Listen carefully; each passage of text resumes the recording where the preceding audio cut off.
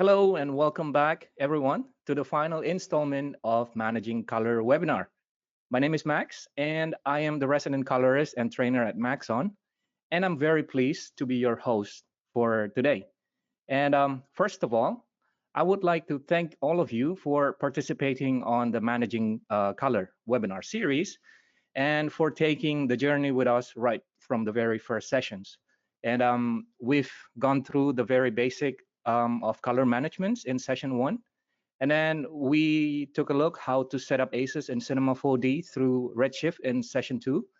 And then also comping with ACES CG in After Effects in session three. That was, yeah.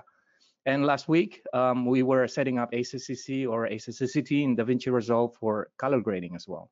So today, to complete the series, we are joined by our friend Diego Yhama. And Diego is he's a Blackmagic Design Master Trainer, and also he's a instructor at International Colorist Academy.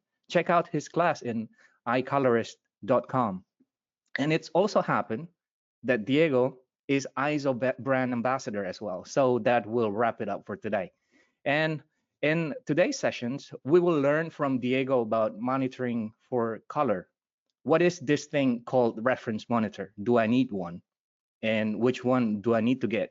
And I hope Diego will walk us through all the concepts and criterions for choosing reference monitor to specifically monitoring colors.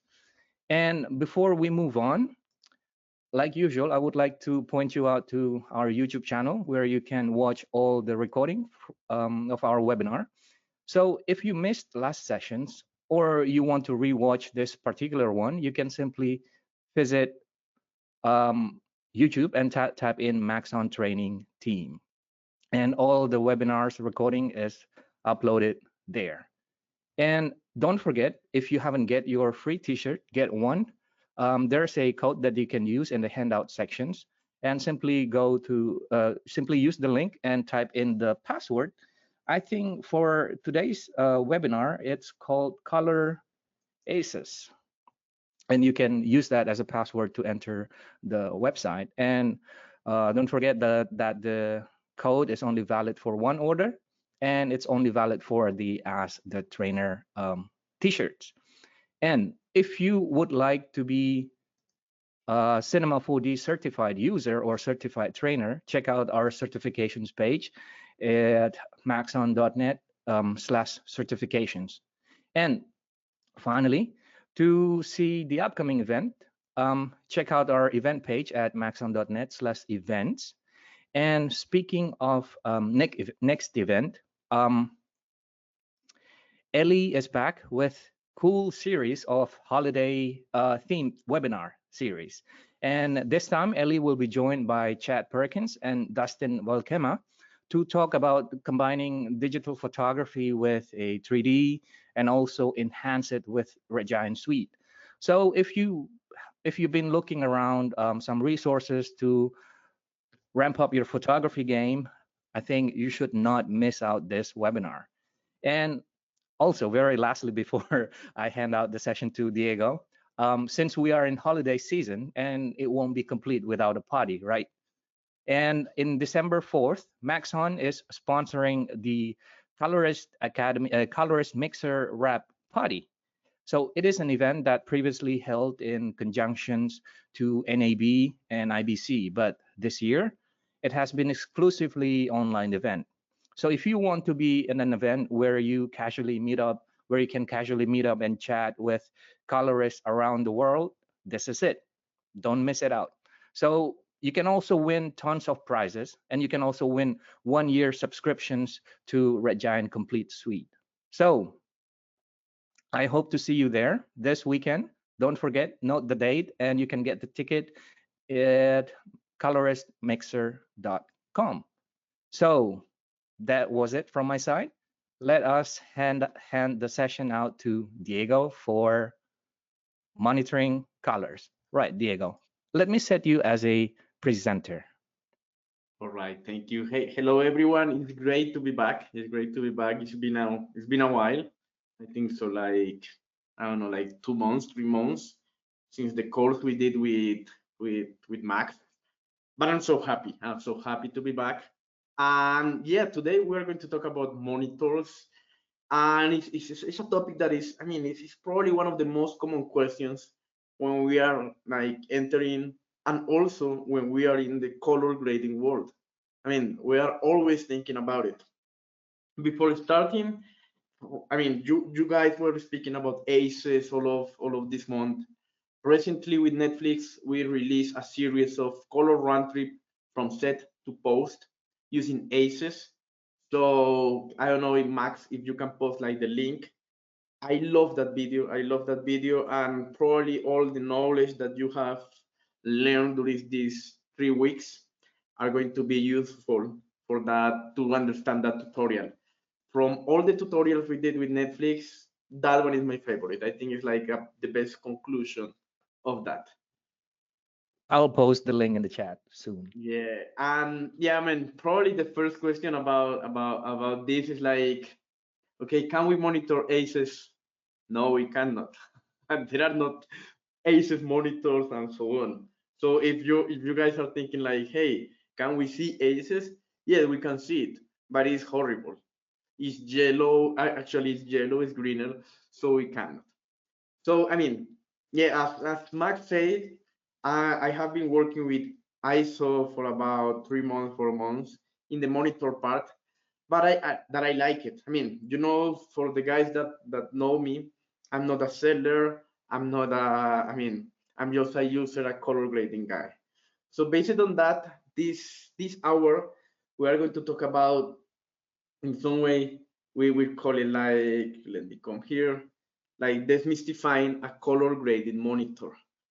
This is going to be like an hour of learning about the most typical like experience of using a grading monitor. And I will divide like this session in 3 parts. The first is my experience as a colorist in a color grading suite. Then we are going to talk about why we need as a colorist a grading monitor. Probably you are thinking like, hey, this is a normal question. But even when it's normal, like some people that are grading still haven't think about it. So we're going to talk about it. And then we're going to or we're going to learn about different concepts of technical concepts that will help you to decide about which grading monitor are you going to select. So yeah, it's going to be an hour, probably an hour 10, let's see. Probably we'll spend less, but we are going to have fun. So I will invite you to ask any questions in the chat. In the question, Max will help me. Also, I mean, it's going to be Christmas soon. So I don't know for you guys, but I love Christmas. And I'm actually in Colombia right now. And here, the Christmas is the best time of year. So, I mean, I'm really excited about it. So let's have fun this time. So to start, I will ask with a really, usually, I don't know, the most like, let's see, the most common question about monitors. This is the most common questions about monitors. And I don't know, Max, if someone have asked you this, what kind of monitor do you recommend? Or Almost even every time. yes, or even we ask this. We ask this to our, I know, to our masters, to our colleagues. All the time we ask this. And the quest, actually the answer is really difficult to answer, because in most of the cases we don't know what to look in a monitor, or we don't know what we need in a monitor. So what I will say is that the question is wrong. Probably the question is, why do I need to understand when buying a grading monitor? And that's what we are going to cover in this webinar, like basic concepts to understand a grading monitor. I will say this is me with a beard, and I'm just a colorist. I'm not a seller. I like to educate people, as you say. I like to study, but I'm not. I mean, I'm a normal person. I'm a normal person, and I asked also this question many times. But then after many like long time like working, I was thinking, yeah, definitely that's not the question, and not all monitors are good for all people. That's what you need to understand. And working as a colorist, I discovered that the most valuable thing when you are going to decide what is a monitor is like, or your objective as a colorist is like you need color fidelity in multiple scenarios. That's the objective of a monitor.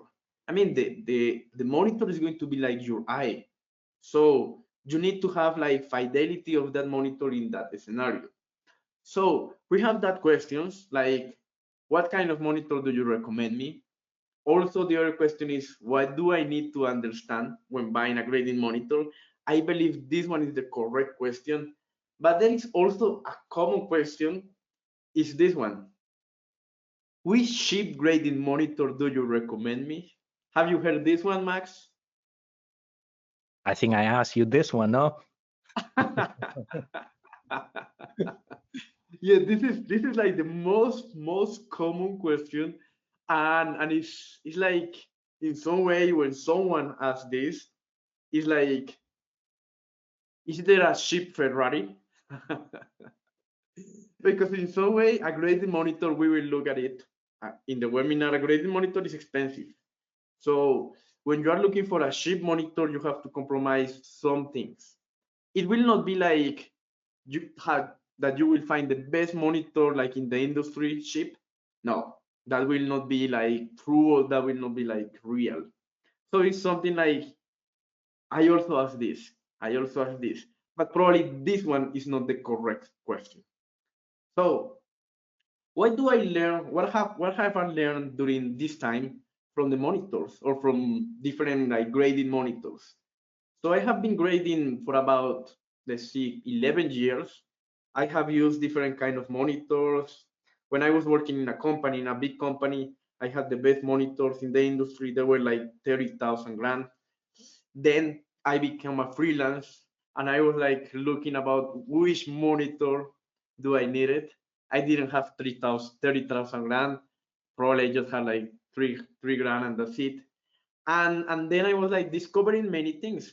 It's like a different perspective. If you are working in a, I know, in a big place, for sure you're going to have a big monitor. But I mean, the industry, also the evolution of ourselves, the colorists, is like every time we are more freelance, every time we have our own studio. So this means that buying a grading monitor is a common question, and it's something that we have. So based on that, what I understand, it was like something like this. In the 2010, we had something like broadcast monitors, and everyone in that company, we had in every room broadcast monitors, and there were also some graphics monitors. So that graphic monitors were probably people like in VFX were using, I don't know, people like graphic designers were using, but in all the grading monitors, we had broadcast monitors, even the editors. I remember that in the editing room, there were like broadcast monitors. So probably you guys are asking, so what are the difference between a broadcast monitor and a graphic monitor? Let's think that there are so many differences, but one that is crucial is that the broadcast monitor has SDI connections. The graphics monitor had HDMI, even, I don't know, VGA, DVI, that connections. Broadcast monitor always has SDI, and that is like a big point. So at that moment, the difference or the gap between these two, like, let's see, like styles of monitors were really big, No one in the industry of grading had graphic monitors or even TVs for grading. Everyone had broadcast monitors, but that means that they were expensive. So as you guys have experienced, the technology, I mean, the technology is all the time like changing. And what I have saw like right now in the 2021, almost 2022, is like the gap between this both is closing every time. And we see in many grading rooms really great graphic monitors, So the gap that was really big like 10 years ago, right now is not so. And we can say that fortunately, the graphic monitors are like breaking that technology. And this is great because also the price is getting lower.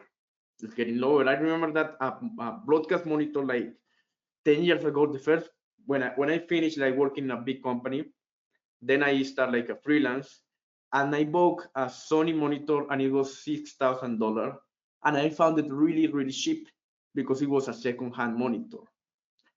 Right now, a $6,000 is expensive monitor. At that time, it was a cheap monitor. And the good thing is that right now with graphics, we can find monitors in $1,000, $3,000, $4,000, and they are great. They are great. In 2010, that didn't happen. That didn't happen. And as Max say, we can have that monitors in our house, and it's perfect. So also what I have learned about it is that, I mean, the monitor varies depending on your and your customer needs. And this is something really important that you need to take care, and you need to think. Do I need the best monitor in the industry for my customers? Or do I need a maybe cheaper monitor because of my customers? Also, or my clients, I will say. Also, there will be another question like, okay, if I'm working like with Netflix and so on, do I need to grade with a TV? It's something like the monitors varies depending on your client, and this is something that you have to take care. Also, the success of color accuracy, that is something that we follow and that is our goal, does not only depend on the monitor. And this is something that you have to be in mind. You can have the best monitor in your town, but if the monitor is not in a good place, we will talk about it, or it's like with many like light around, probably that best monitor will not be as best as you think. So this is something that you have to think about it. The success of color accuracy does not only depend on the monitor. And finally, this is something that is so important. Confidence in the monitor is confidence in your work. If you don't have a monitor that is calibrated, probably what you are going to grade will not give you like the certainty that your work or your color is going to be good.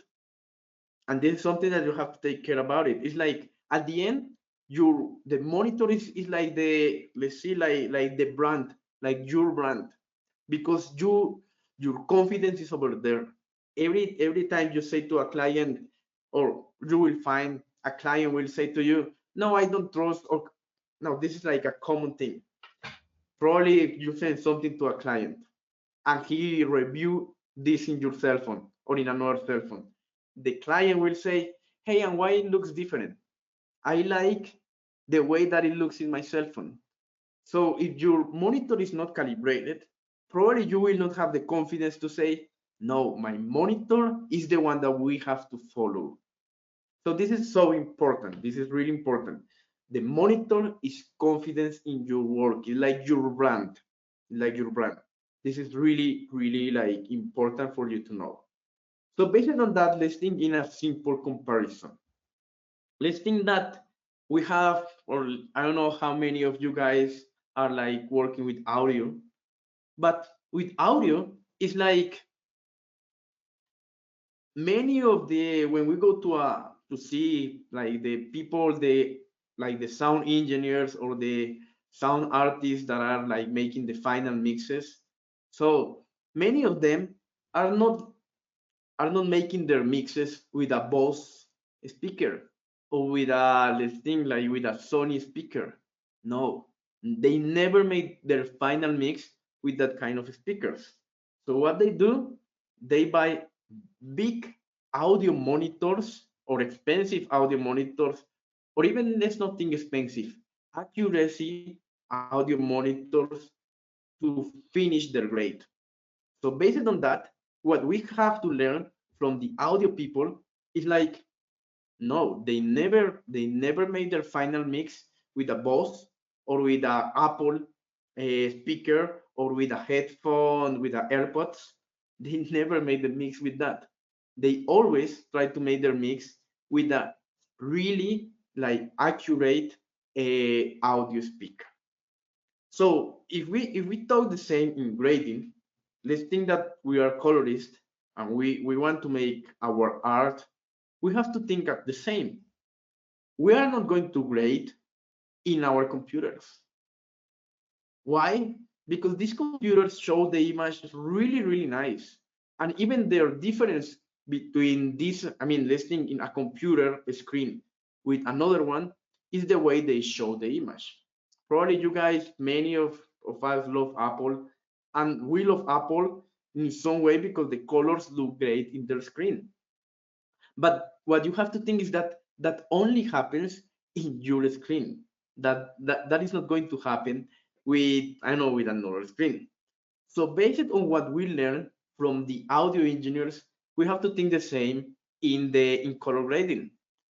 We need to use a broadcast or let's think a graphic monitor calibrated to grade. So this is something that you have to print like in your brain. I mean, probably me, Diego, if I'm in my house, this is my house, and here I have a MacBook Pro. Probably if I grade something in my MacBook Pro, I will definitely go to my office or to some other office when they have like a grading monitor to get to have a final check. Because if I finish something in this computer, probably what I have to think is that, okay, it would only look the way I want it to look in this monitor, not in the other ones, not in the other ones. So based on that, I want you to ask I mean, we have almost 100 people in the room. I want you to ask, how confident do you feel about the monitor you are working with?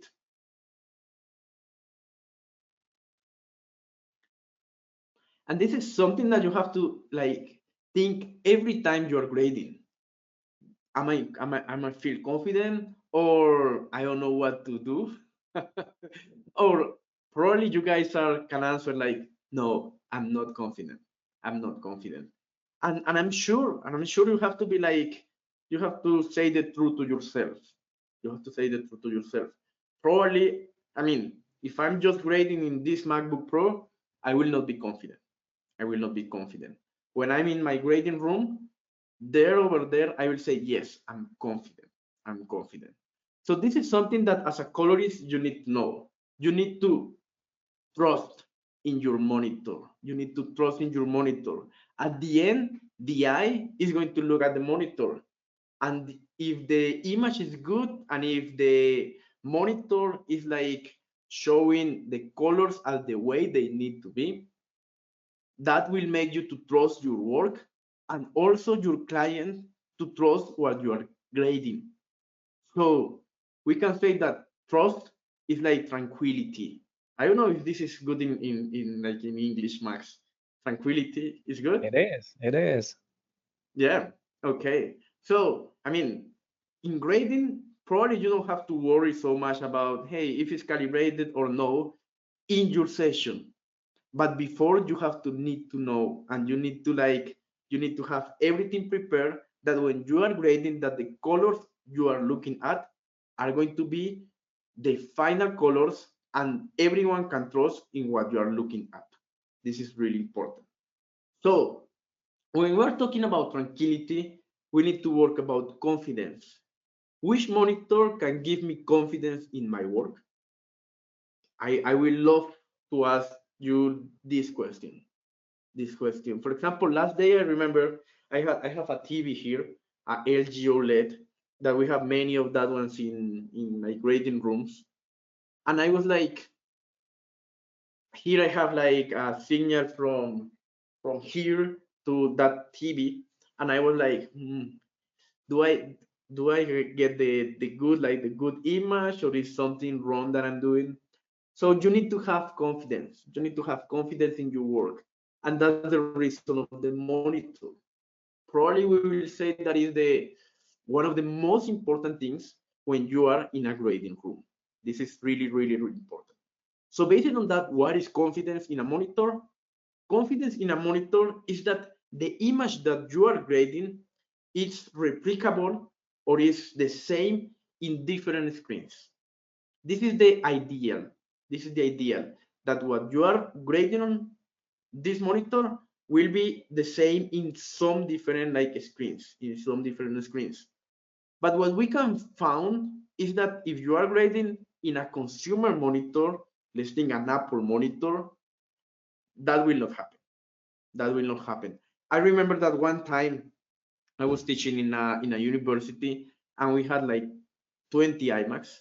And what we did, we put like a white image in all of them, then full screen, and we were like looking at one, then another one, then another one, and that white in all of the screens, same brand, same year, that one was completely different in all of them. So for all of you guys that are thinking, because I'm grading in a Mac monitor, I'm grading in a, I don't know, calibrated graded monitor, I will say no. I will say no. So this is something that you have to take care about it. So based on that, what you are looking is that this is impossible. This is completely impossible. So what you are looking is that if there are like 5 screen technologies, probably your grading monitor will be or will show a similar image in 4. 4 will be perfect, but 4, I think I will say that is too much. Probably 3. You are waiting an average. You are waiting an average, like you are waiting like the image in 3 monitors will be really similar as the one you have it. It's impossible to see something the same in all the monitors. And as a colorist, something that you need to think is that, I mean, when you are making a movie and then you see that movie in a theater, then you see that movie in TV, and then you see that movie in your cell phone, probably you will suffer. Probably you will suffer so much. Or even in YouTube. Every time we upload something, let's say to YouTube, you will see different. So something, this is like a karma. Something that we have to live with is with like different things as the one we have in our grading room. But if we have this, we will not have confidence. If we have this, we will have confidence that what we grade was really like similar as the one or as the different monitors or TVs that are in the industry. So I don't know if there is right now one question, Max. Yeah, Diego, do you have space for question? Yeah. Um, I think somebody was asking, is monitor calibration tool is a good substitute for reference monitor? I think if we can go in more into detail, probably like is consumer grade, how do you call it, calibration tools, like probably the X-Rite kind of tool? Is it like if I'm just using GUI monitor, the graphic interface monitor, and then I calibrate it to Rec 709 with X-Rite Pro, will it be just enough for me? I will answer no. I will answer no, but you will see later why no. That's a good question. That's one of the most common questions. Yeah. Right. Good. And do you by the way have a experience working with monitor like Wacom Cintiq? I think Dan was asking if you have any specific experience with Wacom Cintiq. Can it also be used as a reference monitor, since it also has like Rec 2020 presets? But I think Dan is also mentioning that he himself doesn't have confidence to work in with Wacom Cintiq just to deliver Rec 709 delivery on that monitor. That's a great question. That's a great question. I even didn't know that Wacom has monitors. Yeah, I mean, I never worked with them. I was just like with the pen tablets. That's the reason that I didn't know about it. I don't know. I don't know. I will ask, for example, in that things.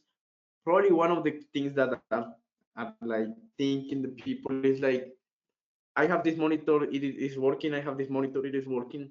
The only thing that I can say is that the only monitors that I can recommend is the monitors that I have worked with. In my case, I never had experience with Wacom, monitors, so I don't know about it. Also, what And you have to think is that sometimes the graphics monitor are designed more for graphics. That means VFX, animation, 3D. What you need to search in that graphics monitor if it's suitable for grading, for color grading. Probably in the manuals they will say about it. And also, I spotted very good questions. I think it's a burning questions for everyone, I guess. Like, if you are only producing for web, if you're only delivering for web or Rec 709 sRGB, wouldn't an expensive reference monitor would be overkill? That is a great question. I will say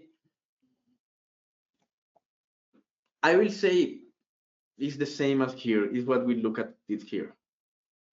Look, it's like the monitor varies depending on you and your client's needs or your customer's needs. And that thing will answer your question. Probably you will have like a 30,000 monitor, but all what you're doing is YouTube. I probably will say no. I mean, don't spend so much money on that. But based on, or actually answer you better, I will continue with this. Not only the monitor will give you the confidence in your work, it will give you like the 80%, but also the environment will help. Also the display technology, also the codec that you are going to export, the metadata, and also the live codec. Last day I was learning about codecs in YouTube, and some of them show better the image, some of them show it bad. So answering your question, I will say that yes, the monitor, I mean, probably I will not spend so much money for a content that is just on YouTube, but what I will take care a lot is in the process. Is in the process. And all of these months, you guys were talking about ACEs, and let's think that one of the like objectives of ACEs is color consistency. So when we are like exporting to, let's think, Vimeo, YouTube, what we need to do is we need to learn or we need to read like the color science recommendations for exporting something to them. And this is something that you can have the best monitor, but if you are giving them like the wrong codec, probably your image will look wrong. So I will say that that that confidence is a workflow. Yes, monitor is 80%, but also a workflow. I remember, and that's the reason that, for example, when you see like, when I say to you like, if you're going to see your film in cinema or in TV or in your cell phone, I mean, you have to like send the best thing, but it's impossible to see in all of them the same image. And I remember that in most of the cases, I was going out of the cinema because I didn't like what I was looking at. I didn't like what I was looking at. But then I was saying, and I was having like this doubt. I was saying like, was my monitor wrong? Was my monitor good? I was confident, but now I'm not feeling. So this is something that is going to happen with you and also to your client. But we will talk later about, I mean, like different things that will make you more confident about it. Do you Awesome. have another question, Max? Yeah, and I have one more, some more questions, and I think there's one question regarding workflow, and probably it's like, if I can summarize it, it's like actually what is the difference between sRGB and Rec 709? Because let's say you have a broadcast monitor with Rec 709 profile and connected via SDI, but you're working in After Effects on a project for YouTube. Should you configure the working space to sRGB or Rec 709? I will say to sRGB. So what are the difference? The main difference is the EOTF and the Gamut. I will say there are difference, but I mean, I will, if it's just for YouTube, sRGB. That will be something like that. And Diego, will you be also talking about contrast ratio? Because Yes, Kyle we is will talk later later. All right. about let's think about more technical concepts. Yeah. Right now, what I'm doing is like giving you questions or giving you like things for you to ask questions. But yeah, we will talk later about more technical. The essence of contrast ratio, is it really things to consider, or are they just a marketing gimmick? Yeah, it's really thing to consider. It's really thing to consider. Yeah. There's another one, or we're good? Yeah. When you're working with a Resolve, right? You can output a clean feed to dedicated monitor. Would you recommend this? No, and we will see. Cool. And last one, Yeah. will you be providing some suggestions what monitors you've worked with? And yeah. Yeah, for sure, for sure. I will. I don't have a picture of my grading room here. Yeah, but I will provide some suggestions. Awesome. For sure. That's perfect. So based on that, what you can think about it is that the monitor is the integrity of a professional color job. This is something that you always need to think. It's like the tool that is going to give confidence to you and your clients. And also, what you need to think is that forget that trust, forget that confidence is not cheap. And this is something that we will love. We will love the good things that technology is advancing. So right now it's cheaper than 10 years ago. I remember, I don't know, 10 years ago, for have a grading room in an apartment or in a house, it was almost impossible. It was almost impossible.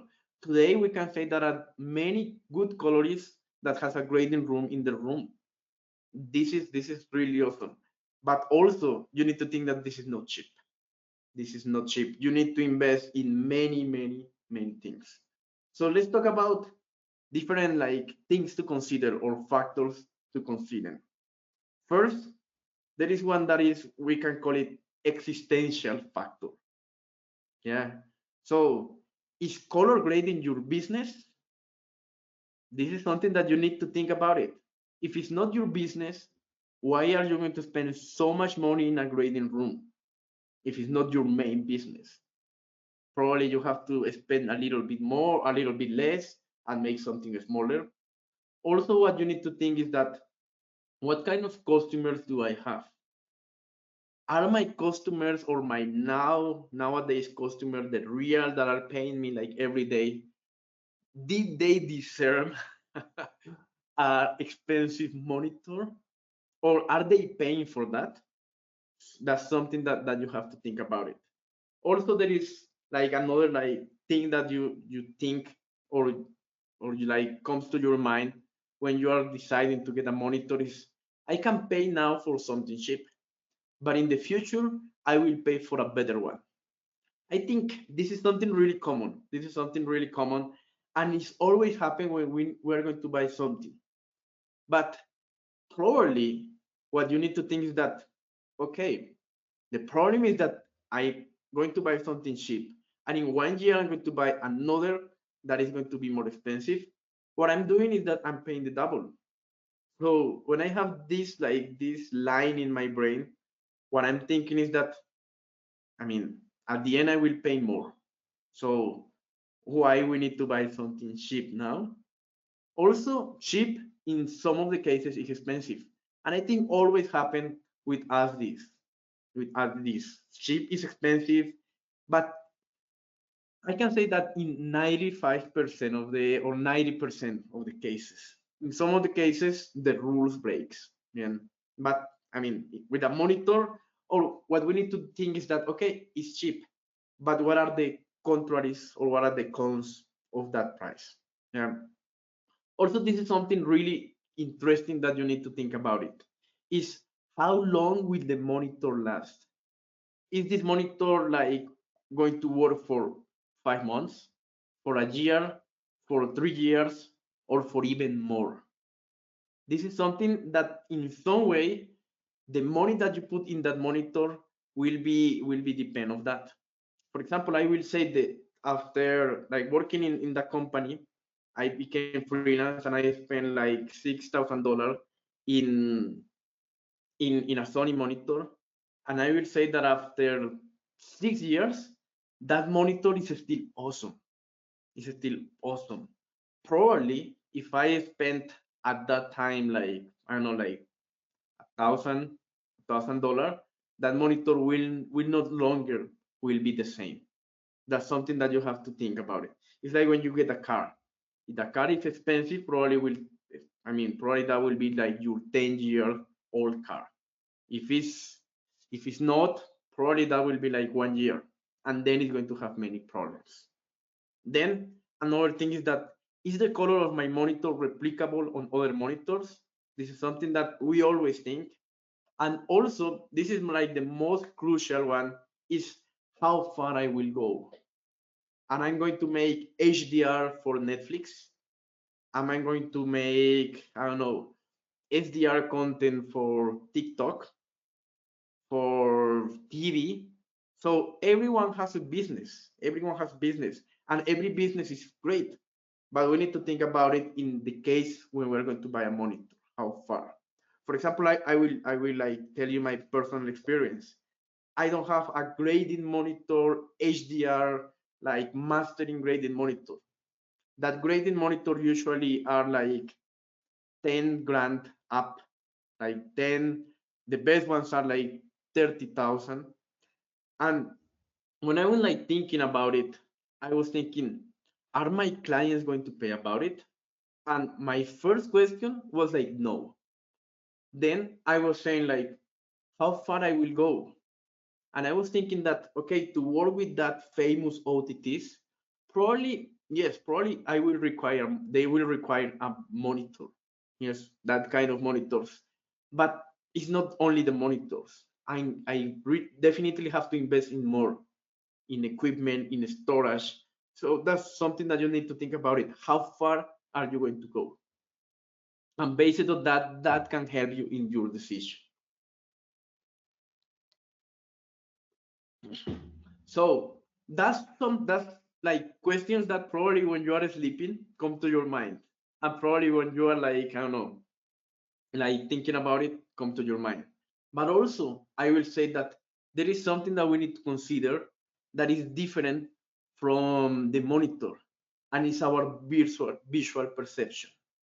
We have talked, I think, Max, we talked in our color grading class like 3 months ago, 4 months ago, about the concepts of visual perception. Yeah, exactly. Yeah, but this is something that you really need to take care about it. So the first thing that you need to know is like colors are in the brain, not in the eye. Right now, I'm sure all of you guys see this image blue, but at the end, you know the colors of the strawberries. You know the colors of the strawberries, and this is something that we need to think about it when like looking at an image and when grading an image. Also, there is another thing, the color memory.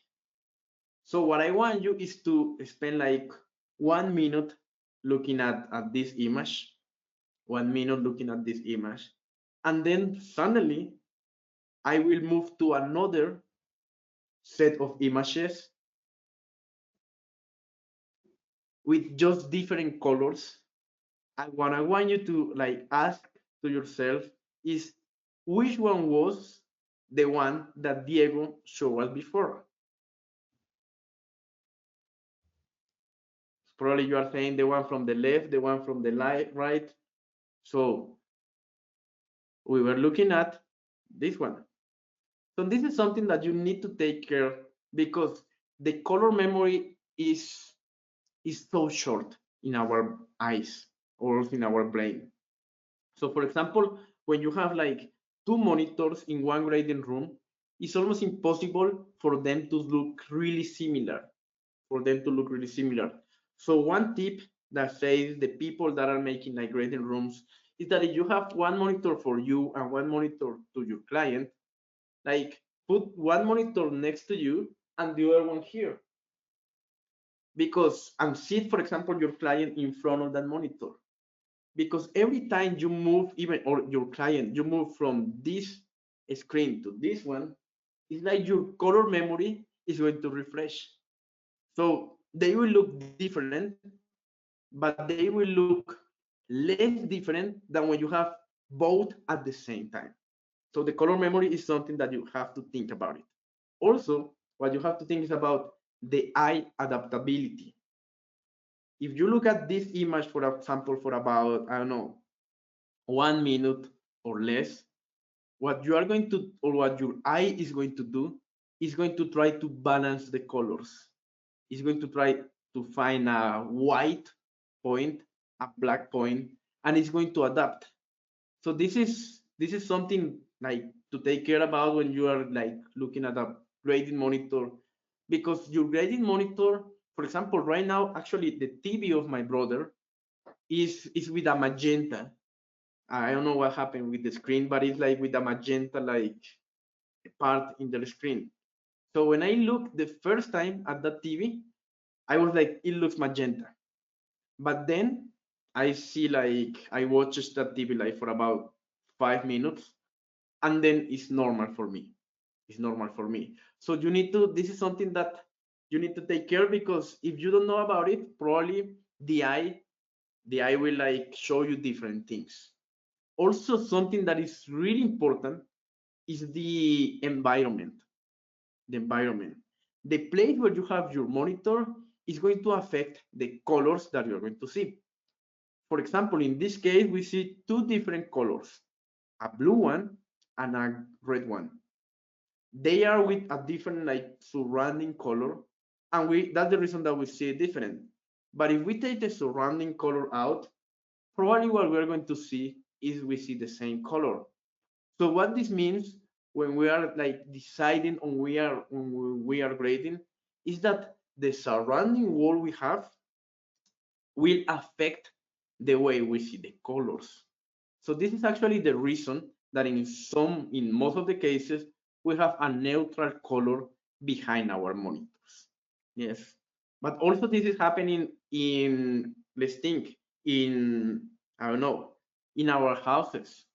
For example, if you guys are like me, that like TV and like to see a great quality of TV, for example, I have here a gray. This is my gray, like my TV room. I have here a gray, and the reason I have a gray like paint is because the surrounding effect. Because this is not only affecting the colorist, it's also affecting the viewer, and that's a good thing. And also, what you need to take care about it is that simultaneous contrast. And this is something that is going to be also in relation with the environment. The color that you put like behind your monitor is going to affect your eye, and it's going to show you a simultaneous contrast, or that will mean that a different brightness of color every time you have a different image. For example, we have here at the left and at the right the same like squares or the same rectangles, and we have a gradient here in the background. And what we notice is that we think that this color and these colors are different. No, they are completely the same. So based on that, what you need to think about it is that, okay, the eye is going to be affected with many circumstances when you're grading. And you can have the best monitor, but if you don't consider this small like, let's think like topics, or if you don't think about it, probably you can have the best monitor, but it will not show you the best image, or not even the best image, the image that you need to grade. So based on that, what I will recommend is that, okay, we will talk a little bit more about surrounding and about where are you going to put your monitor. But what I will say as a colorist is that, okay, trust in your monitor, but also don't trust so much in what you're looking at, because what you're looking at is going to be affected with many things. But also what you need to trust is trust in the scopes. Trust in the scopes. The scopes, remember, the scopes are like your technical eye when grading. So I will say even that more than trust the scopes, love your scopes. Any question about it, Max, or about what we did? No, there's a comment. There's just a funny comment from Isaac.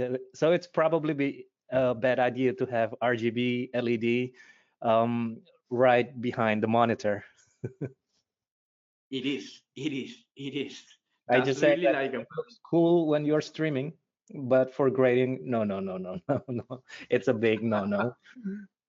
yes, yes. It looks cool when you're streaming. And right now that we see us like, and we like backgrounds because we see each other by like these online meetings.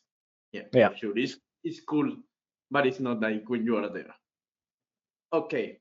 So based on that, always trust in your scopes. Always, always trust in your scopes. So now probably you are thinking, okay, Diego, what are your recommendations about setting the environment for a grading monitor? So let's think the first one that probably is logical, but it's also like something that you have to think. Don't put your grading monitor next to different like windows because the light in the windows is going to affect the light that is going to be reflected on your monitor. Also, what we are searching is that there will not be like change of light, change of light. Because if for example, if I have my grading monitor here and I have this window that is like in front of me open all the time, probably, I mean, I will have one part of the day with more light, another with less. And what that will happen is that my grading will be different at that time. At that time. So something that you need to think about it is avoid every kind of windows. And also if you have windows, try to block them. Use, I don't know, a blackout and try to get a stability of the light all the time. All the time. You don't want like the light to move the environment. You want all the light the same. All the light the same. And this is something that is so important. You don't need like a really like, let's think, like a black boring room. Probably you just need a blackout and that's it. And when you finish, you open and you see the light. This is something that you need to take care about. Also, let's think about the surrounding walls. For example, in this case, we can see like a red square, and at the left, probably you see a different color than the right. This means that your wall is going to affect the way you look at the image. This is something really, really important, and this is the reason that we recommend that a gradient room needs to have like a neutral gray. That neutral gray and also that neutral color, what will what will help is in show you the colors really similar and not with a special like behavior. Also, we can say that apart from the surrounding world and apart from the lighting environment, also look at the environmental light. So for example, what is happening here is that I don't know, you can be in like in a dark room, but you have like different lights. I don't know, let's think that we are gamers and we have like, I don't know, red lights, blue lights, green lights. That will affect the way you look at your monitor.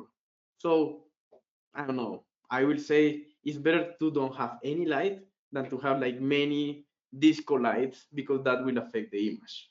For example, if you are grading in a place like this, is going to be complicated. And also for us, you know, I like this living room. It's nice.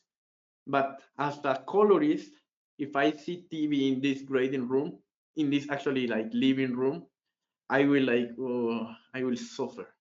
I will suffer. But I mean, it's beautiful. It's beautiful. Don't pay me attention.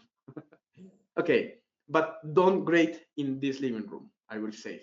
And also something like the holy grail of a space when we have like a monitor is something that we have a bias light. So the bias light is going to help you in many, many things. Many things. The first thing is that when you have like a dark place and when you have a light coming, probably your eyes are going to be really, really tired. Really, really tired. Because remember, your like the vision, the human vision is like peripheral. It looks a lot. And when you have a light, it's like he's like looking at that light a lot of time, and at the end you will be like tired of it. So if you have a bias light, what you are going to do is your ambient or your surrounding will have a similar light. So this means that that your eye or even you will be less tired when you have like long sessions of grading. And I will also recommend this for TV.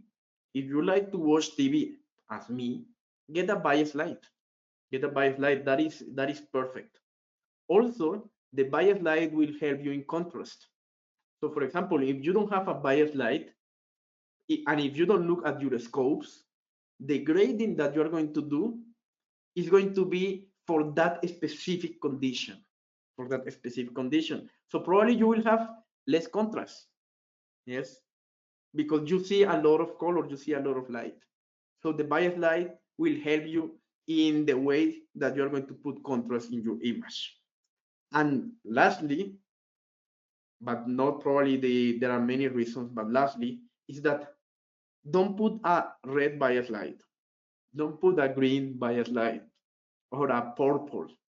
Try to put a white bias light.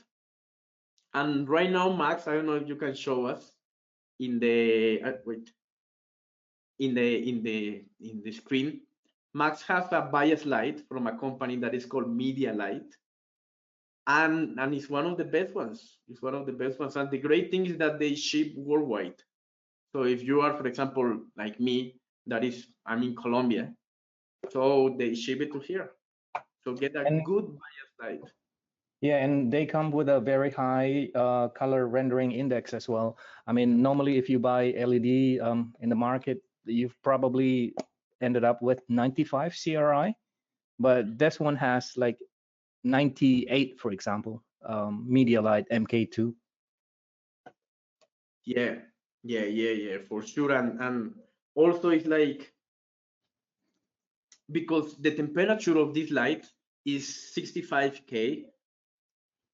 So this means that, for example, every time you're grading, your eye is going to be is going to adapt the white point. So if you're grading something really like strange, your white probably can be green because the eye is going to adapt. So what the bias light is going to make is going to provide you a wide point of reference in all your grading environment. And this is so important. And it's one of the like key points when you have like a grading space, or call it a grading room. Get a bias light. And I don't know how much was the one you have, Max? Like $40? Yeah, something around that price. Yeah, exactly. Yeah. So yeah, that brand is really nice. I will definitely recommend it. Even for I'll example, I'll yeah, paste the link in the chat. yeah. Even for example, here in my TV like room, I have it also in my TV because I love it. I love that light. And even what you will notice, this is like nothing really sophisticated, but you will notice that when you are like in your room and you turn off your light, at the end you will be tired. So if you are even in your home and you like to see good TV, but you don't want to get tired, a bias light also helps you in that. So this is something that you have to take care about it. And finally, another like aspect that we need to think when we are like thinking in the environment, or when we're thinking about how to decide or which monitor do I need, is calibration. Yes, calibration. Yes, probably, or as a colorist, we need to think that calibration is like, I don't know, like giving fuel to our car.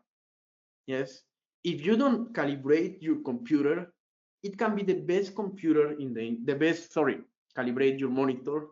It can be the best monitor in the industry, but if it's not calibrated, it will not work. So this is something that you have to do all the time. Yes, and as a colorist, think on that. Think, is my monitor calibrated? Because something that will happen is that probably you think that your monitor is good. You trust in your monitor. But if someone asks you, is your monitor calibrated? Probably you will say yes. But can I prove this? So every time you calibrate, They give you like a document that it will show you like, okay, it's proof. It's like a COVID test. It's like a COVID test. Let's think that probably you think that you are not with COVID. Sorry to put that examples, but I think it's the same. You think that you are not with COVID and you trust that you are not with COVID, but the only thing that like give you like 99% of efficiency that you have COVID is I don't know, it's a PCR test. Let's think about it. And let's think about calibration. Calibrate your like displays or your monitors. And what I will also motivate you is that show that calibration results to your client. Show that to your clients. Will like, even that will be like full of numbers, full of like graphics. They will not understand anything. But when they see that, they will see like, wow, this guy is professional. Yes, this guy is not like something, this guy is professional. And the calibration is important. It's important. Your monitor can be the best, but if it's not calibrated, it's not worth it. And also, think that calibration needs to be periodic. Yes, and this is something that you have to think. Probably we can say that if it's cheaper the monitor, it needs to be more calibrated periodic, every 3 months or every 4 months. It's up to the way you use it. But if it's cheaper, probably will be decalibrated in less time. So think about it. Also, when you are thinking on to get a monitor, think if it's calibrable, if it's easy to calibrate, does it have internal calibration? Does it have compatibility with the standards? Does, or can I include into the monitor 3D LUTs? So I will say that this is in some way really, really important when getting a monitor. Think about it, or even search in the forums for the person that asked about the Wacom. Search about how easy it is to calibrate a Wacom monitor. And that will definitely like give you some answers if it's good or not. And probably we're going to think, or you are thinking, it's like, do I need to learn about calibration? So now you're saying that I need to buy a monitor that I don't know is like 2000. Then I need to buy some equipment like the calibrator and so on. So that will be expensive. I will say to you, like, in my point of view, I hire a person that calibrates all weeks, and I hire that person to calibrate my monitor. I know the basic of calibration, but I don't like to do it because in some way I feel like I want to call the expert to calibrate my monitor. So this is my point of view. My point of view is like, yes, calibration is on my mind, but I call a person. I call a person, I don't know, probably a screen will be like $150 or $200, probably less. Is up to the country. But put that on your mind that you have to periodic calibrate your monitor. Probably you are thinking, how do I know when to calibrate your monitor? The time will give you the answer. Probably you will say, I know you get a monitor like today, and you calibrate your monitor today, and then you see like in the next 3 months that you put or a person comes and your monitor looks the same. This means that your monitor is every 4 months like getting a good image. But think that also is light, and the components inside that screen are going to be like moving, are going to be moving. So you need to make an average, but also this average is going to break a little bit. Okay, do we have another question, Max? All good, Diego. That's perfect. So it looks that we're going to spend, okay, it looks that we are spending more than the hour. Sorry, guys. Okay, but now comes the fun part. Okay, the fun but the boring part. Okay, all of the aspects before is like, yes, you need to know it. You need to know it. But that ones are not going to give you like the technical aspects of the monitor. And we can have a big conference about talking about the technical aspects. but we are going to learn the basics. And my goal is that you go to a, I don't know, to a web page and you see like different brand of monitors and you look about this, like the technical facts, the technical aspects, and you understand them.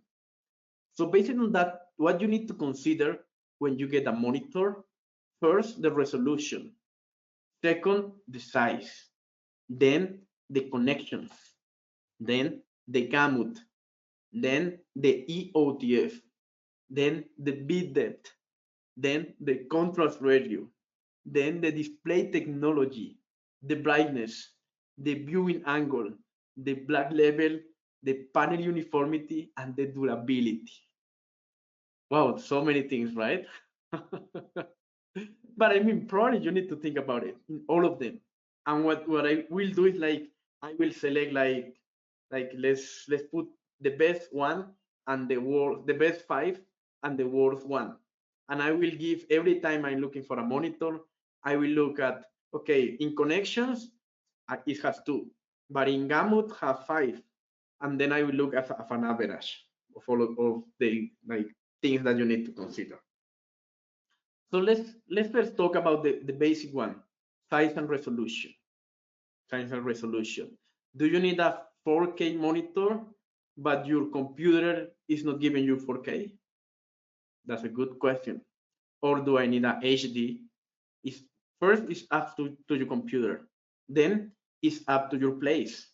So for example, here what you can see is like the viewing distance where resolution becomes noticeable, and you can see like screen size versus viewing angle. So do my space is good for that size of monitor?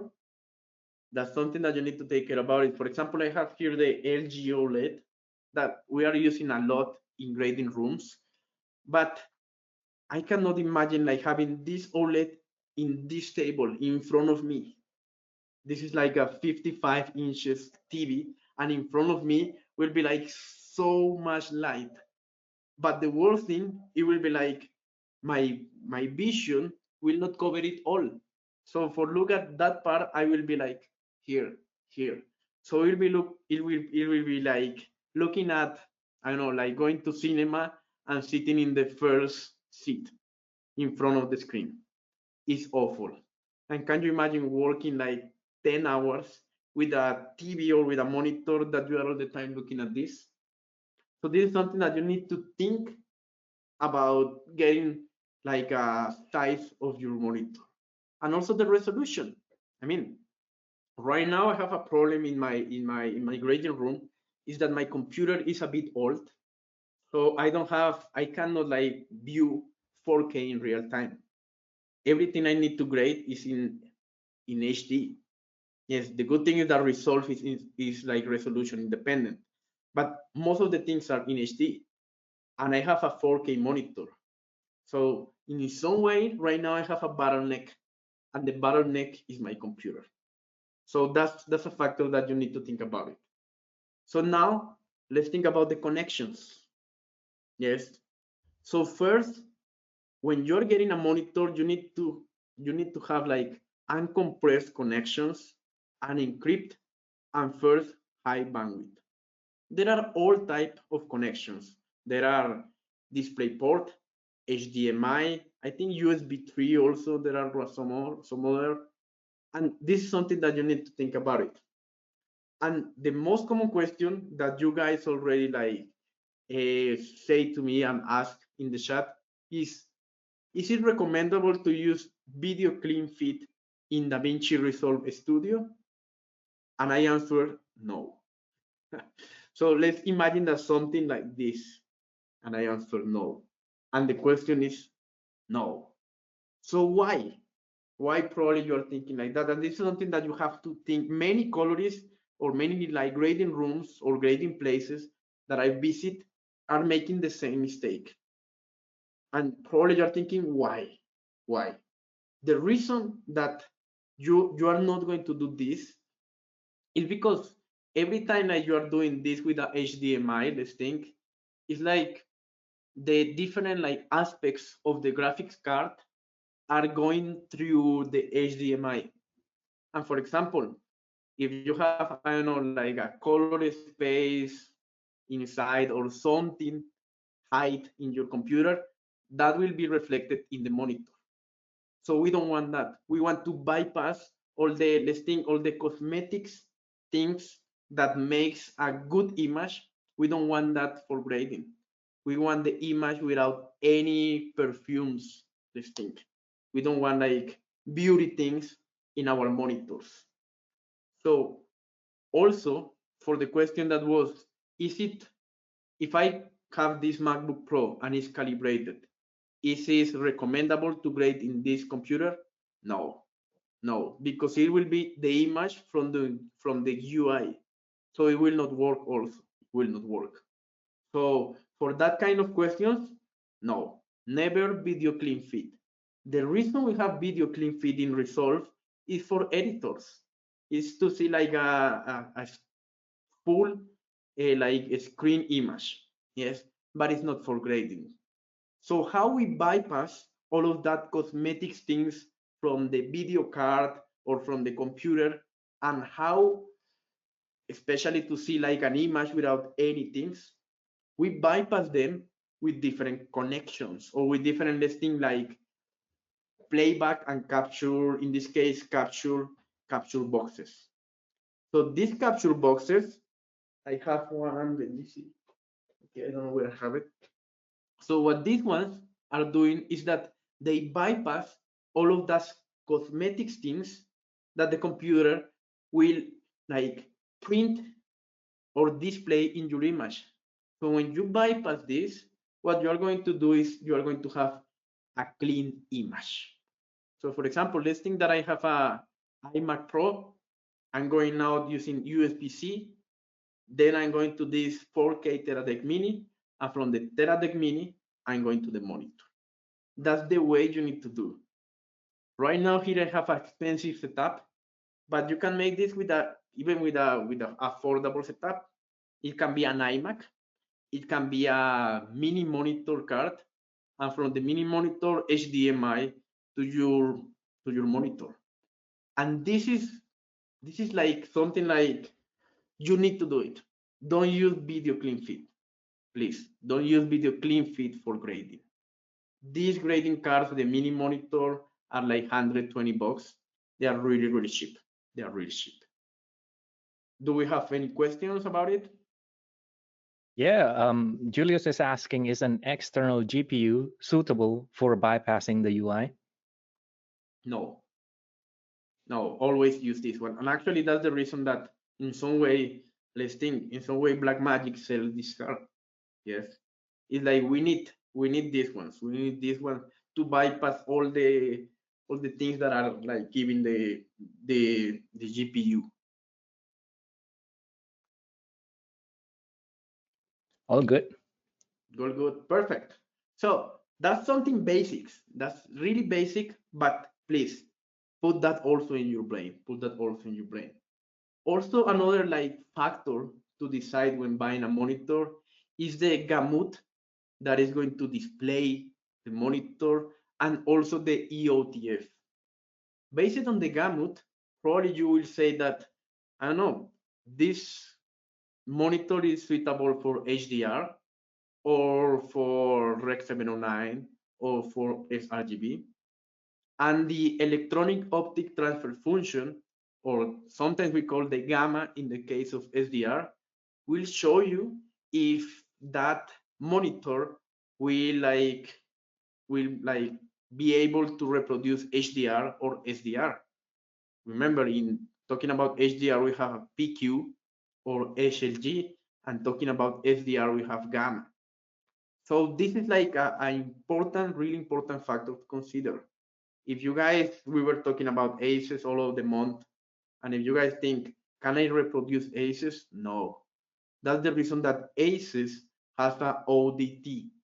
The ODT moves all the color from AP0, or actually map all the color from AP0 to a display Gamut and EOTF.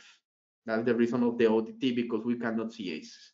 So this is something that you have to consider, but also this is up to your client. This is up to your client. up to where are you going to deliver. There is another factor also really important that is called the bit depth. Bit depth is the amount of colors that a monitor can reproduce. The minimum is 8-bit. The maximum is actually, let me just, the maximum you can get today is actually is 8-bit, is 10 bits. It's 10 bit, that's the maximum you can reproduce. So this means that, yeah, for sure, you need 10 bits. Like it's the thing that is the minimum. And real 10 bit. There are many, many monitors that they say, yes, we have a processor that reproduces 10 bits, but it's 8-bit. So probably you are thinking like, what is that? No, certify that the monitor that you're going to reproduce is, that you're going to use is 8-bit. This is the most important. And also, for example, this is a comparison of the light and the smooth gradation that can reproduce a monitor based on the bit depth. And you can find that, yes, the monitors and even the brand of the monitors need to be like, need to tell you the truth about it. Because what you will notice is that if your monitor is 8-bit, or if they say that it's 10 bits, but if a gradient is not showing you like all the steps in the gradation, this means that even it's not even 8-bit. Yeah. So this is something that, yes, monitors that are 10-bit real are going to be more expensive, but you need for color grading a 10-bit monitor real, something that you need to take care about. Okay, there is also another thing that is like, thing to consider is like the visualization technology that you are using. So for example, we were talking about if in a grading room we have an OLED next to a LCD, are they going to look the same? Wow, that's something that you have to think about it. What are the advantages of OLED technology or LCD TFT or QLED? You need to think about it, and you need to, and that advantages can be disadvantages if you don't know it. Something that you have to think about it. Also, we are talking about contrast ratio. Yes, contrast ratio is, in so many cases, is a branding like a strategy, because they will say like 2000, 3000, but what you need to do is to search if it's that contrast ratio is true, and what is like the not commercial contrast ratio. So what is the contrast ratio? Is the difference between a black point and a white point. This means that the black parts of the monitor will have detail, and the white parts of the monitor will have detail. That's also that you need to know. Yes, definitely HDR monitors have a great contrast ratio. This thing that cheapest monitor does not have a great contrast ratio.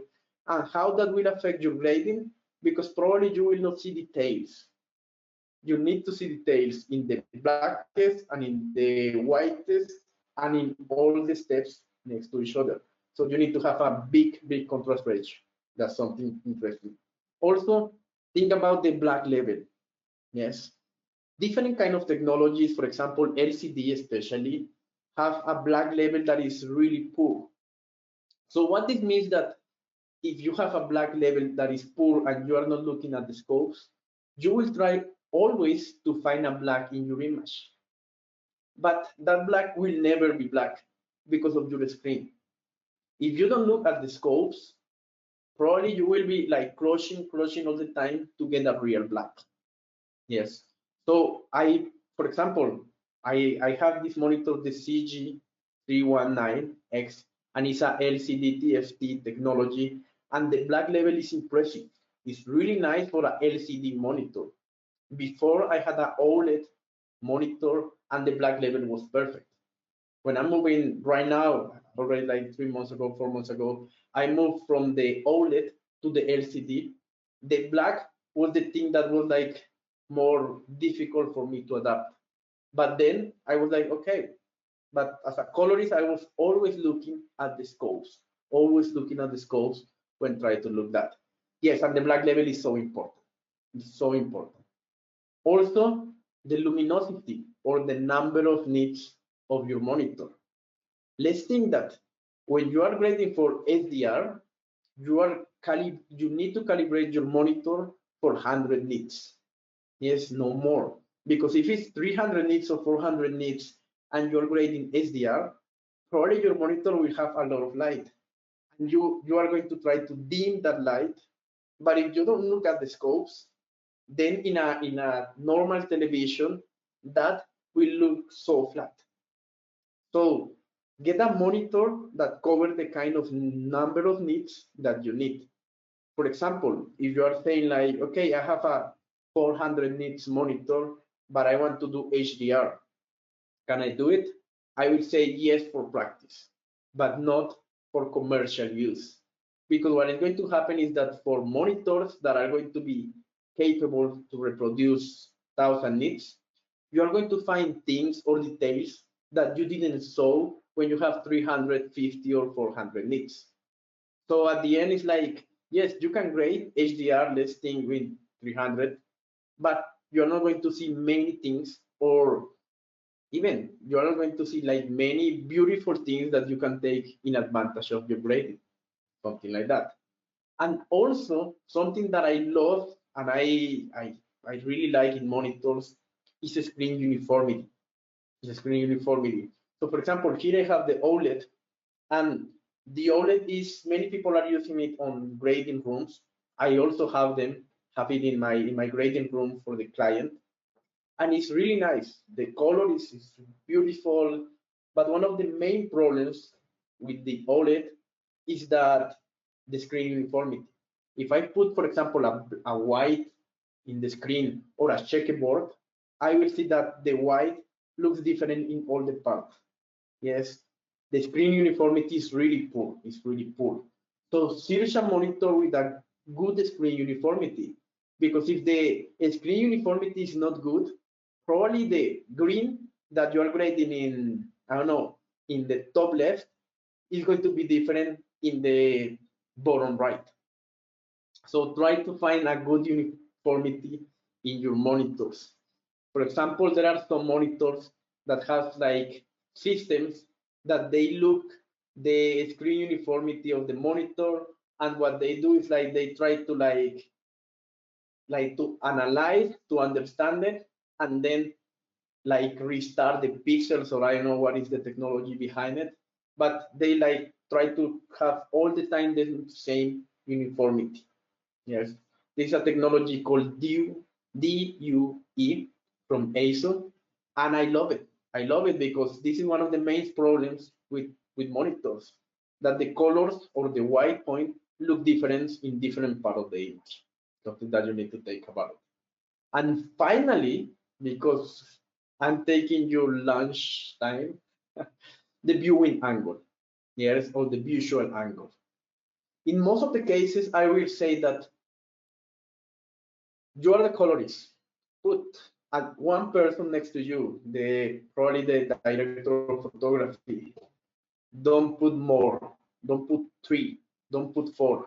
Yes, because you need just one opinion. You need just one opinion. But what you are like waiting is that, yes, they both see the same. They both see the same. In one monitor I had, the viewing angle was really like small. So the only way I looked the same was one person in front of it. But for example, if I have my client next to me and we were like, I was here and he was there, probably he will see another thing than me. So the visual angle is perfect, especially when you have like color, like sessions with another person. So the visual angle is really, really important. And finally, the last but not least aspect to look when buying a monitor is the durability. Get warranty. Get warranty. If you're spending a good amount of money, it needs to have warranty. It needs to have warranty, and if it's international warranty, even better.